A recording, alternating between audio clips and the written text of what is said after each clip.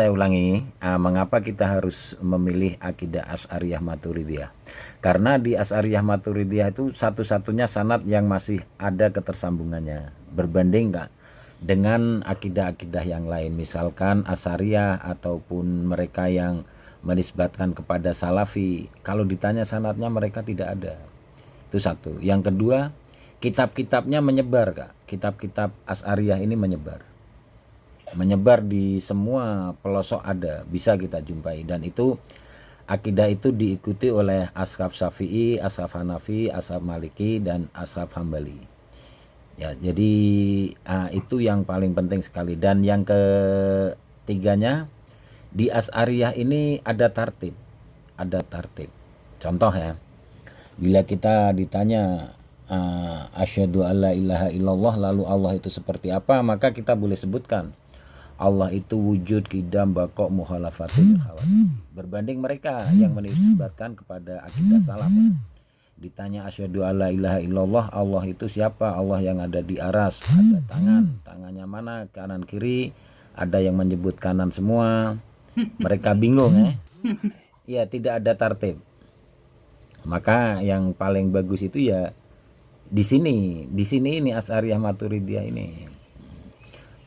Kita itu tidak bingung karena kaidah-kaidah yang diterapkan oleh Asy'ariyah Maturidiyah ini memang komplit. Contoh ya, wala yajuzul bahsu an dzatillahi ta'ala wala min sifatihi. Kita tidak dibenarkan berbahas tentang zatnya. Kita sami'na wa ata'na. Tidak ada ulama daripada zaman dulu sampai sekarang berbahas tentang tangan Allah itu seperti apa, kanan kiri. Kan tidak ada ya, Kak ya. Apakah Allah itu ada betis, apakah Allah ada leher, tidak ada di kita. Kita hanya berbahas ya wujud, qidam, baqo, Kita takwil gitu ya. ataupun tafwid. Ya, takwil ataupun tafwid. Nah, tapi kan tartib kita kan Jadi hanya tidak cukup. ada masalah bila begitu. Ya. Jadi di kita itu ada yang fardu ain. Contoh kan gini ya. Dalam sifat 20 yang fardu ain yang mana? Yaitu kita orang awam ini wajib mengenali ya sifat 20. Kalau itu yang paling ringan ya. Adapun nanti ta'aluk apa semua itu kita tidak diwajibkan karena itu fardu kifayah ya. Fardu kifayah. Jadi kalau ditanya yang paling mudah yang mana? Ya kita Asy'ari ini yang paling mudah. Kalau menurut saya, kalau tidak percaya nanti bisa di cross check sendiri ya. Itu ada di bawah ini yang komen Allah Maha Esa. Allah Maha Esa kalau di Asy'ari itu cukup simpel. Allah tidak tersusun dari bilangan. Allah itu adalah Esa, Esa itu la min kilah. Dan Allah itu tidak terdiri dari juzuk-juzuk atau tarkib-tarkib. Itu Esa di kita. Sementara Esa di Wahabi itu bingung dia. Esa itu seperti apa, dia tidak tahu menceritakan Esa. Bahkan kalau kita buka di Fathul Mu'in bab Waalaikumsalam doain. kalau kita buka di Fathul Mu'in bab ridah ya, Kak ya. Di bab ridah itu orang yang setelah keluar dari Islam itu maka harus bersahadat kembali, kan gitu ya. Ya, bila bersahadat kembali ini ya kita meliputi baik dari siapa saja, mereka harus bersahadat. Maka setelah bersahadat itu mereka harus menyempurnakan pengertian tentang esanya Allah. Lepas itu mereka harus betul-betul meyakinkan bahwa Nabi adalah utusan dan hari kiamat. Lah di sini yang menjadi masalah itu esa itu. Maka di situ dijelaskan kalau tidak mampu ke situ, ya itu nanti jadinya fasik. Maka saya berani katakan bahwa Wahabi Mujasimah itu asin.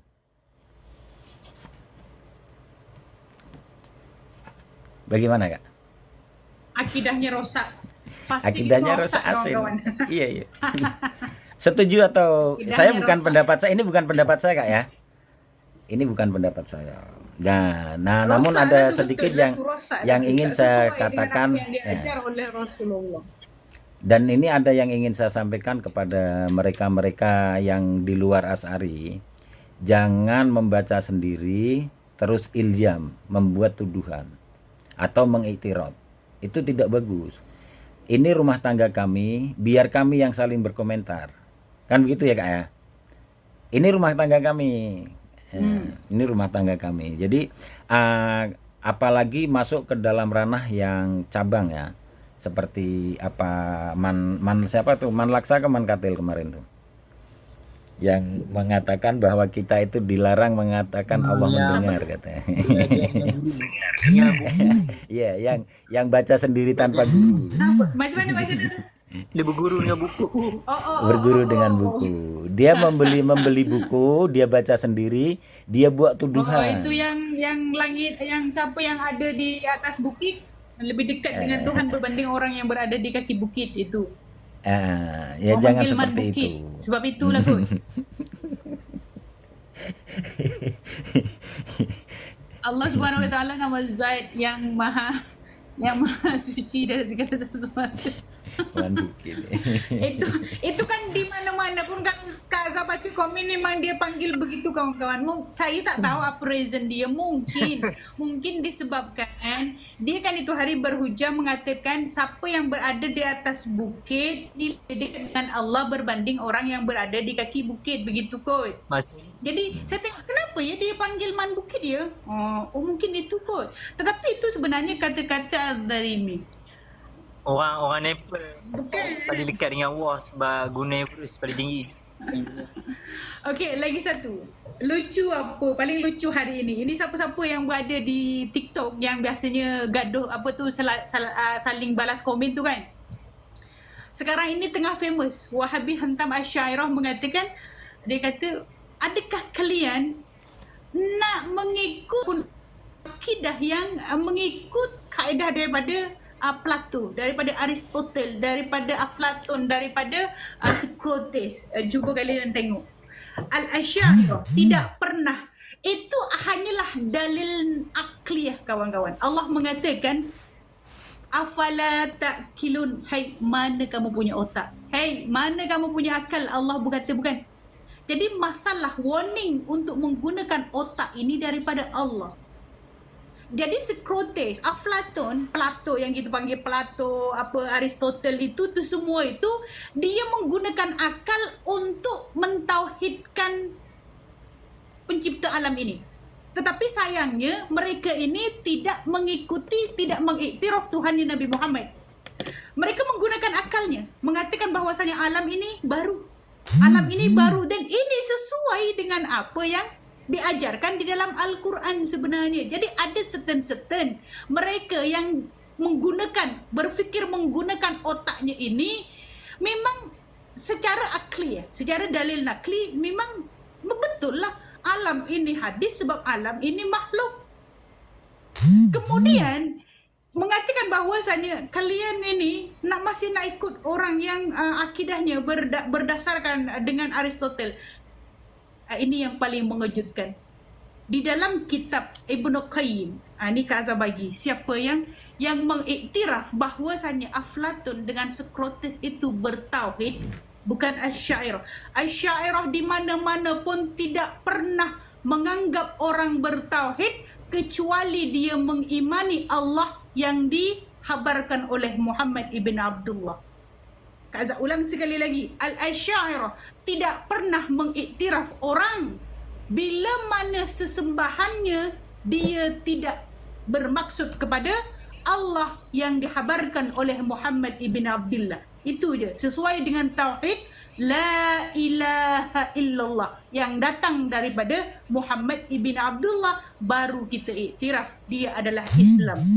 Kita tidak pernah mengatakan Socrates dengan Aflatun dengan ini bertauhid. Tetapi yang syok di mana? Mereka selalu hentam kepada Asy'ariyah bukan. Tetapi yang mengiktiraf Aflatun, Socrates ini, Aristotle ini bertauhid adalah Imam Ibn Taymiyah, Ibnu Qayyim. Jadi Kak Azhar bagi kitabnya. Kak Azhar bagi kitabnya lah. Sekejap.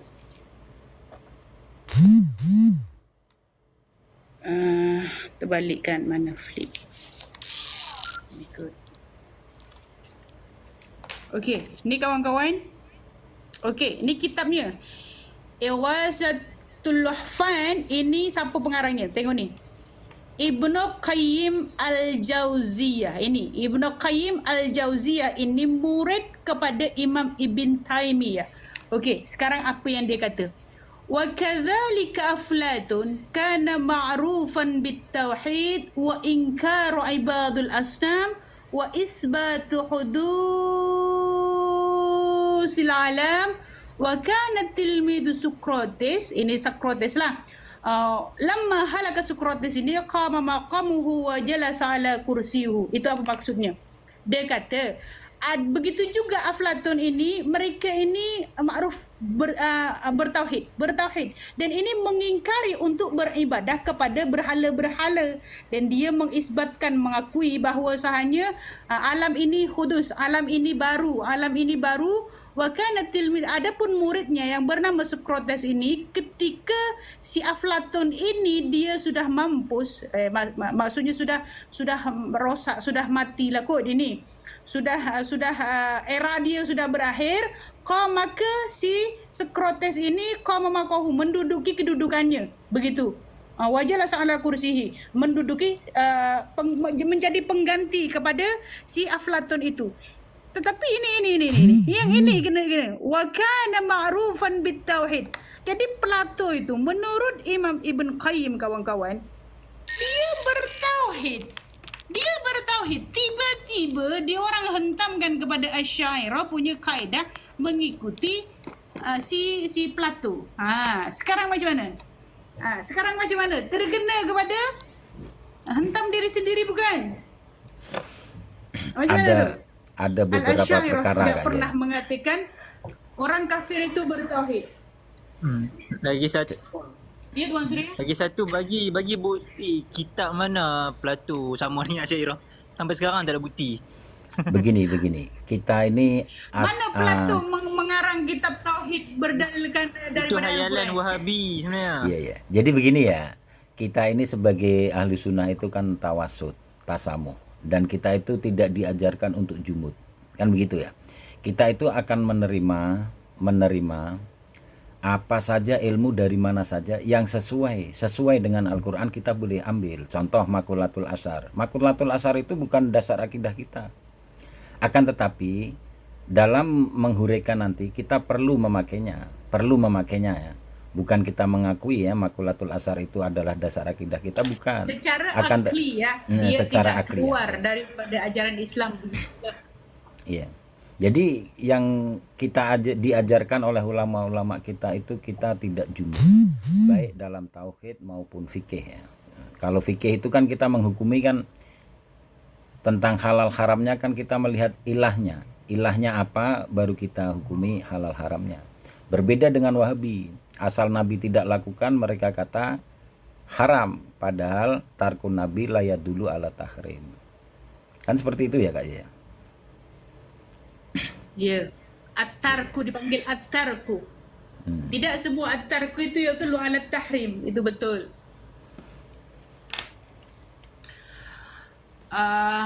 Itu kita kena belajar usul fiqh. Itu dijelaskan di dalam pembahasan usul fiqh. Tetapi kalau hari ini Wahabi apa pun tidak tahu, budak-budak tu Masya Allah, tetapi bisingnya minta ampun di mana-mana media sosial.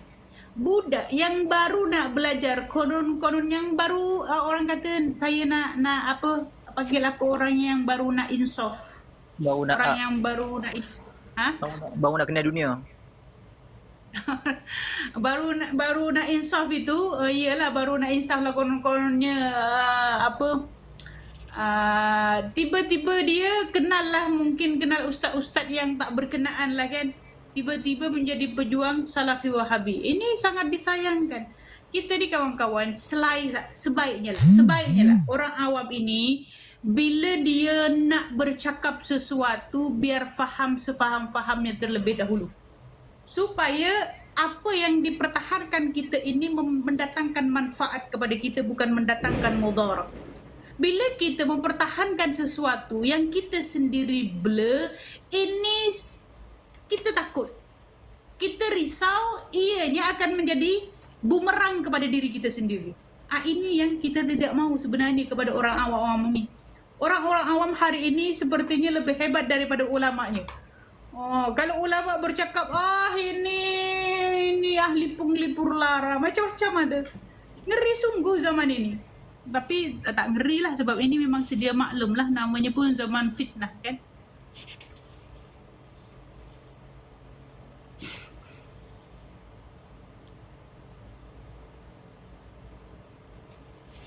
Mereka mendakwah akidah salaf. Salaf daripada mana? Kan tadi saya dah buktikan bahawasanya mereka menentang Al-Quran. Bahkan Al-Quran pun mereka menentangnya. Macam mana mengatakan akidah salaf tu?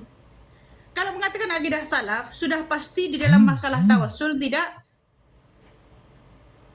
menentang salaf. Tawassul istighasah ini dilakukan oleh ulama salaf. Dan dalil istighasah tawassul ini ada di dalam Al-Quran. Tetapi hari ini benda ini yang menjadi sengketa antara Wahabi Salafi dengan Al-Asy'ariyah. Kan Wahabi Salafi ini mengatakan kalau orang ziarah kuburiyun itu maksudnya beribadah kepada kubur. Saya pun tak faham masa bila kita beribadah kepada kubur. Kalau kita minta kepada izin orang turun lain dulu ya. katanya beribadah kepada selain Allah. Kak Zia dan Ustadz Okey, Jenko baik. izin Terima turun kasih, dulu ya. Pak Suri. Oke. Assalamualaikum. Jumpa lagi. Okey, baik.